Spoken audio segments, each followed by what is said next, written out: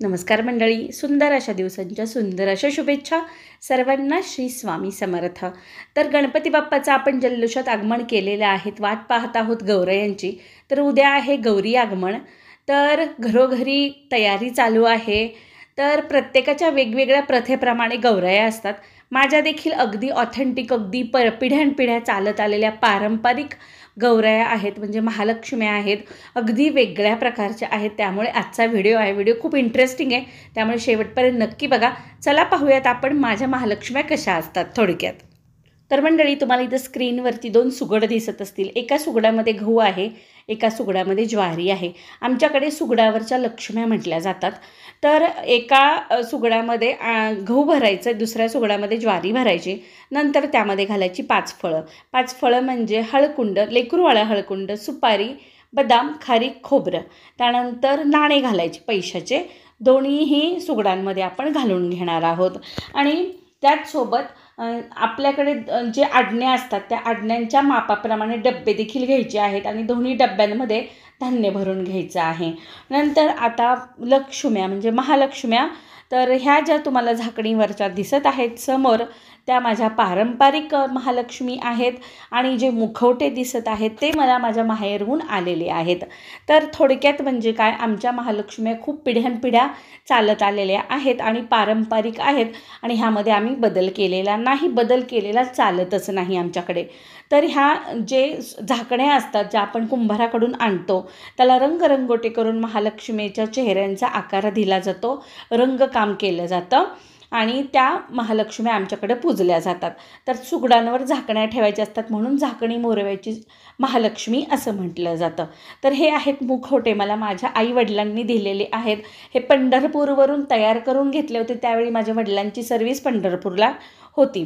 तर त्यावेळी मला लग्न झाल्यानंतर हे मुखवटे आले. पण आम्ही हे मुखवटे आल्यानंतर देखील हे मुखवटे उभे करत नाही, फक्त समोर पूजतो. कारण माझ्या सासूबाईंनी सांगितलं होतं की महालक्ष्म्या आणणार आहेत म्हटल्यानंतर त्यांना नाही म्हणायचं नाही, त्या देखील आपण घ्यायच्या आणि आपल्या ज्या पारंपरिक आहेत त्यांनाच उभं करायचं. त्यामुळे आम्ही मुखवटे उभे करत नाही, झाकणीवरच्याच महालक्ष्मी आम्ही उभं करतो. अशी आमच्याकडं रीत आहे, अशी आमच्याकडे परंपरा आहे. हे जे सुगड आहे, तर ह्या सुगडावरती आपण झाकणी ठेवून महालक्ष्मीचा मुखवटा तयार करून पाहूया. तर आता ठेवते वेळेस तुम्हाला म्हणजे पाहताना वाटेल की किती अवघड काम आहे, कारण सुगड पण हलतं आहे, झाकणी पण हलती आहे. पण खरं सांगू का, आज जरी ही झाकणी तुम्हाला हललेली दिसत असेल ना, उद्या जेव्हा मुहूर्तावर महालक्ष्म्या येतात आणि जेव्हा मी त्यांना उभे करायची तयारी करते आणि त्यांना सजवायला उभी राहते ना, त्यावेळी मला अजिबात त्रास देत नाहीत महालक्ष्म्या. अतिशय छान आणि सुंदर अशा तयार होऊन घेतात माझ्याकडून आणि कमीत कमी वेळामध्ये तयार होतात. आता ह्या झाकण्या आहेत ना, ह्याला आम्ही थोडंसं नवीन कपडे असतात ना त्यांचा आधार देतो, म्हणजे ब्लाऊज पीस असू द्या किंवा कॉटनचे जे कपडे असतात ना, त्याचा सुगडांना आधार देतो आणि त्याची ह्या पद्धतीनं मुखोटे तयार करून घेतो. आणि ते करते वेळेस ना अगदी इझी होऊन जातं. पाहताना थोडंसं अवघड वाटतं आहे, पण कसं म्हणतो ना आपण, भाव तिथं भक्ती तिथं भाव असतो.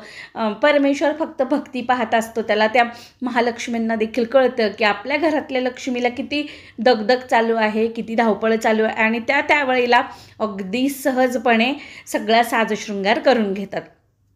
नंतर तुम्हाला मी एक महालक्ष्मी आडणी दाखवते आहे. डब्यामध्ये आडणी ठेवतो आम्ही, जी धान्याचा डब्बा असतो त्यामध्ये, आणि त्या आडणीवरती ह्या पद्धतीनं आम्ही सुगड ठेवतो आणि त्यावरती ही झाकणी ठेवतो.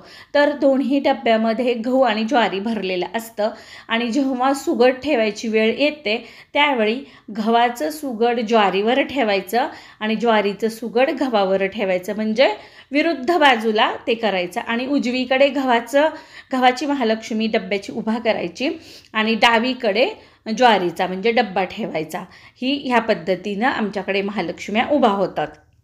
दरवर्षी प्रथेप्रमाणे मी महालक्ष्मीला 2 नवीन साड्या खरेदी करते आणि मऊ सुतातल्या करते. आता ह्या 2 साड्या मी दाखवते आहे, ह्या मी महालक्ष्मीसाठी घेतलेल्या आहेत. माझ्या मुलींनी पुण्यामध्ये खरेदी केली.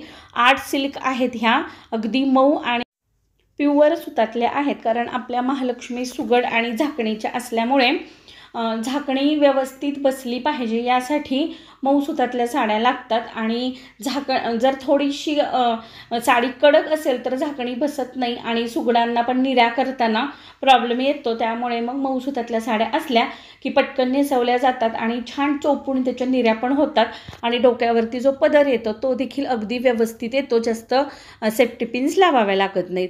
तर हे 2 कलर आहेत, एक चिंतामणी कलर आहे आणि एक आहे नेव्ही ब्ल्यू कलर किंवा करडा जो म्हणतो ना आपण तो कलर आहे. अगदी मऊसूत अशा साड्या ह्या वर्षी महालक्ष्मीला आपण आणलेले आहेत. नंतर महालक्ष्मीच्या समोर ज्या राशी घातल्या जातात की नाही, तर त्या राशींसाठी मी ह्या पद्धतीचे 5 कमळाचे कुंडे घेतलेले आहेत पितळाचे. तर 5 राशीमध्ये आपण राशी घालू शकतो. पहिली असते धण्याची म्हणजे अख्खे धणे, त्यानंतर असते तांदळाची, गव्हाची, हरभऱ्याची डाळ आणि त्यानंतर मुगाची डाळ किंवा तुरीची डाळ आपण राशीमध्ये घालू शकतो. ज्वारी घालायची नाही राशीमध्ये आणि कोणतीही काळी म्हणजे उडदाची वगैरे डाळ घालायची नाही. बाकी कोणत्याही आपण राशी घालू शकतो. त्यामध्ये महत्त्वाची असते ती धण्याची रास आणि तांदळाची रास. तर हे आहेत 5 कमळाचे कुंडे, अगदी छान व्यवस्थित आणि ह्याला स्टँड पण आहे. आणि महालक्ष्मी झाल्यानंतर आपण आपल्या देवघरामध्ये अन्नपूर्णा माता यांना स्थापित करण्यासाठी देखील याचा वापर करू शकतो. त्यानंतर श्रीयंत्र ठेवण्यासाठी देखील खूप सुंदर असे हे कुंडे आहेत, अगदी जाडजूड असे छान मिळालेले आहेत. तर असा हा छोटासा व्हिडिओ आहे. महालक्ष्मी कशा वाटल्या कमेंट करून नक्की सांगा. चॅनलला सबस्क्राईब केलं नसेल तर पटकन करा. आणि उद्या तर आपण भेटणारच आहोत. अगदी खूप सुंदर अशा व्हिडिओमध्ये महालक्ष्मीचं आगमन दाखवणार आहे तुम्हाला माझ्या पद्धतीनं. चला तर मग सबस्क्राईब केलं नसेल तर पटकन करा. शेजारची बेलघंटा देखील क्लिक करा म्हणजे नवीन व्हिडिओचं नोटिफिकेशन तुम्हाला लगेच भेटेल, मिस होणार नाही. आणि परत भेटणारच आहोत म्हणजे उद्याच भेटणार आहोत गौरी आगमनाच्या व्हिडिओमध्ये. सगळ्यांना श्री स्वामी समर्थ.